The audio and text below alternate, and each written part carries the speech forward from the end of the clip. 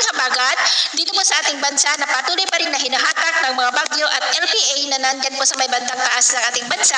Pero ang tatlong ito ay hindi na po banta dito sa atin. Ang nasa silangan ng Mindanao, ang lalo po natin nababantayan dahil posibleng lalakas yan after 2 to 3 days at posible na papasok dito sa ating area of responsibility at kung ganap ng maging bagyo ay tatawagin na po sa local name na bagyong Krising na lalo po na magpapalakas pa ng habagat.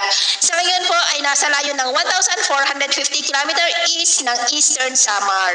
At ito naman ay pinapakita ng forecast model natin pong ginagamit hanggang po sa susunod na 2 linggo. At sa lagay ng ating panahon, ngayong madaling araw po ay may mga isolated rains sa may Babuyan Islands, coastal areas ng Ilocos Norte, ilang bahagi ng Pangasinan, Bataan, ilang bahagi ng Quezon, Bicol Region, Mamburao, Marinduque, Southern Palawan, Capiz, Bohol, Southern Leyte, Dinagat Island, Davao Oriental, Zamboanga del Sur at Tawi-Tawi. At mamaya po ay sisikat ang araw sa malaking bahagi ng bansa maliban lamang sa tsansa ng cloudy skies with isolated rains.